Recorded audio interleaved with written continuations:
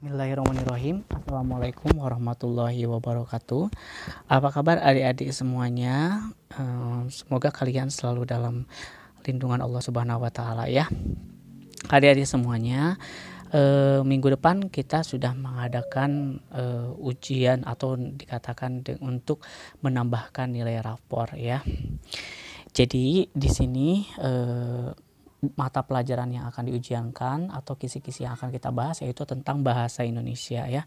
Kita langsung saja. Untuk bahasa Indonesia ini yang akan diujiankan nanti adalah tentang poster ya. Jadi ciri-ciri poster yang baik itu bagaimana ya? Banyak sekali. Yang selanjutnya adalah tentang membuat sebuah pertanyaan dari sebuah paragraf, itu bahasa Indonesia. Jadi membuat pertanyaan dari sebuah paragraf. Jadi kita harus pintar-pintar. Apakah kita itu kata tanya siapa itu kan berarti untuk orang ya. Terus kata apa berarti itu adalah untuk menunjukkan sebuah benda. Terus yang selanjutnya adalah bagaimana berarti itu bagaimana menunjukkan sebuah cara ya, atau misalkan berapa juga itu untuk menanyakan sebuah jumlah. Terus apalagi pertanyaannya di mana, berarti di mana itu untuk menunjukkan sebuah tempat ya. Itu pertanyaan atau kalimat tanya yang akan keluar nanti. Yang selanjutnya adalah informasi, mencari informasi dari sebuah teks ya. Contohnya misalkan kita kita tentang sebuah pengumuman, berarti informasi yang dapat kita dapatkan yaitu dari pengumuman itu apa. Misalkan pengumuman tentang menjaga kebersihan lingkungan atau pengumuman tentang belajar online. Nah, berarti informasi yang kita dapat itu adalah belajar online jam 8 pagi. Nah, itu informasinya. Yang selanjutnya adalah menentukan kalimat utama. Seperti yang kalian ketahui bahwa kalimat utama itu pada umumnya selalu berada di awal paragraf. Kalau seandainya di akhir paragraf itu harus dibubuhi dengan kata penghubung yang jelas. Contohnya jadi, maka, nah gitu ya. Jadi kalau misalnya mau di akhir berarti harus ada kata-kata seperti itu. Kalau tidak ada berarti kemungkinan di awal. Jarang kalau kalimat utama itu di tengah-tengah paragraf, maaf. Yang selanjutnya adalah makna kata dalam sebuah kalimat. Contohnya, salah satu contohnya makna kata padam itu apa, makna kata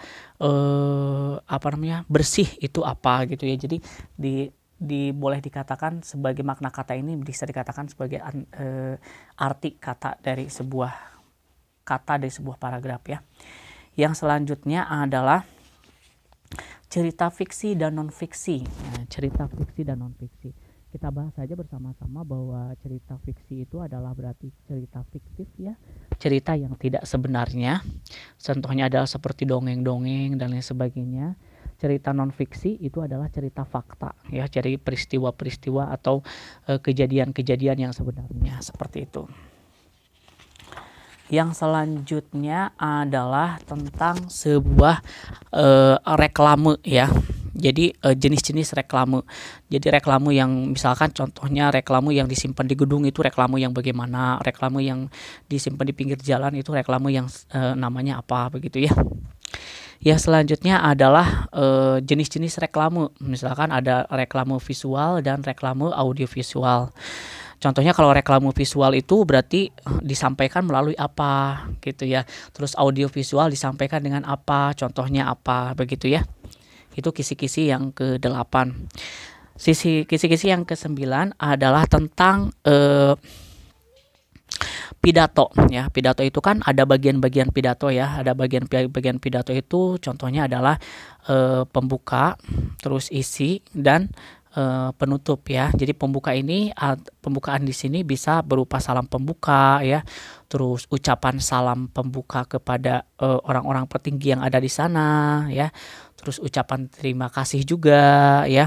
Terus yang selanjutnya kalau isi berarti isi dari pidato itu tentang apa. Yang selanjutnya penutup berarti biasanya penyampaian penyampaian Demikian pidato yang dapat saya sampaikan atau kesimpulan dari pidato yang di atas juga bisa. Yang selanjutnya adalah ciri-ciri pidato yang baik. Nah, ciri-ciri pidato yang baik itu menggunakan bahasa yang bagaimana ya. Terus disampaikannya dengan cara apa, temanya harus bagaimana. Temanya kan harus sesuai ya. Bahasanya berarti kan harus yang baik, yang sopan, menarik begitu kan ya. Yang selanjutnya adalah kutipan pidato. Nanti disediakan kutipan pidato itu termasuk ke dalam pembukaan, isi atau penutup tadi sudah dibahas ya. Yang selanjutnya adalah membuat kerangka pidato. Jadi membuat perangkat pidato itu langkah awalnya seperti apa, langkah-langkah membuat kerangka pidato. Kerangka pidato itu menentukan apa dulu, apakah menentukan waktu, menentukan judul, atau menentukan tema gitu. Kalau misalkan di awal membuat pidato itu kan tentunya menentukan tema dulu ya. Setelah menentukan tema baru menentukan judul ya. Seperti itu. Yang selanjutnya adalah kata-kata awal, misalnya kayak assalamualaikum, selamat pagi, selamat sore ya. Terus wassalamualaikum warahmatullahi demikian itu terdapat di terdapat di bagian pidato yang mana biasanya seperti itu. Tadi fiksi dan non fiksi ya sudah. Yang selanjutnya adalah tentang yaitu topik mencari topik dalam sebuah bacaan. Topiknya misalkan diberikan sebuah bacaan, topik yang benar itu apa gitu ya. Yang selanjutnya adalah pertanyaan, membuat pertanyaan juga sama, tadi sudah dibahas ya. Yang selanjutnya adalah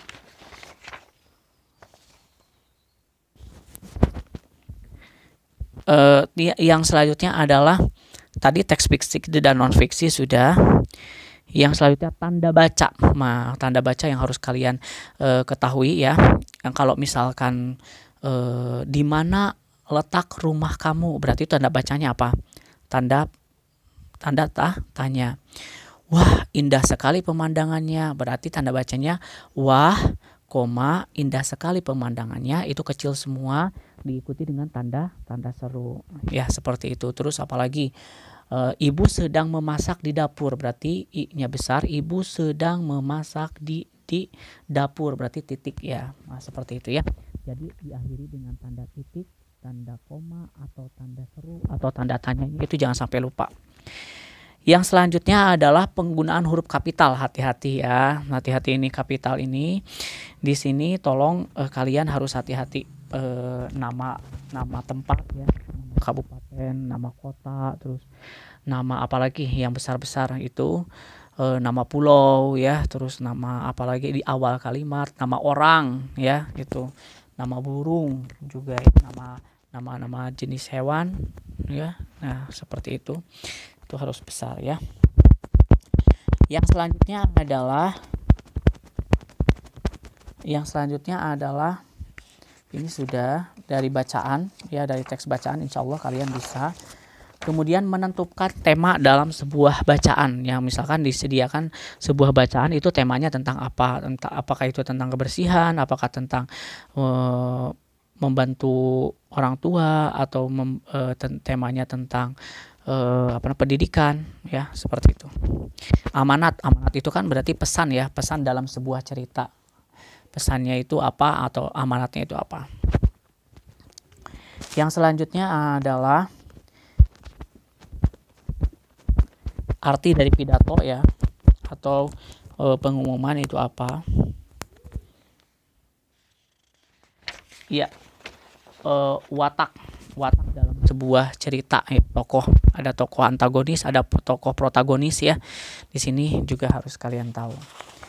Yang selanjutnya adalah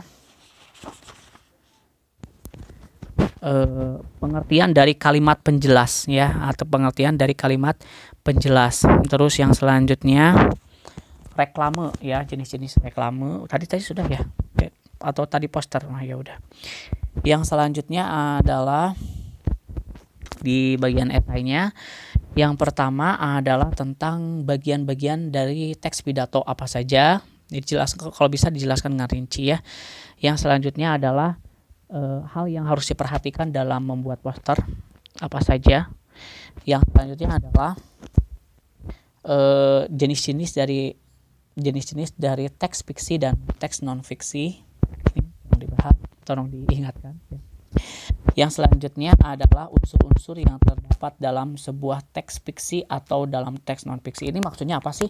Unsur-unsur yang terdapat dalam teks fiksi itu contohnya misalkan seperti ini ya, pengarangnya siapa, judulnya apa, terus apalagi biasanya kata pengantar gitu ya, terus biografi pengarang, terus apalagi tuh. Nah, banyak sekali yang teks fiksi ini. Yang selanjutnya adalah membuat sebuah pidato salah satu bagiannya, contohnya entah itu pembukaan, entah itu isi, entah itu penutup ya. Itu saja kisi-kisi yang sudah Bapak sampaikan. Silakan kalian ingin dibuatkan kisi-kisi apa lagi? Silahkan ditulis di komentar di bawah ya, atau ada yang ingin kalian sampaikan atau kalian ingin bahas, silahkan tulis di komentar di bawah ya. Nanti Bapak insya Allah akan memberikan informasi yang lebih tepat lagi buat kalian. Terima kasih, kurang lebihnya mohon maaf. Wabillahi taufiq wal hidayah. Wassalamualaikum warahmatullahi wabarakatuh.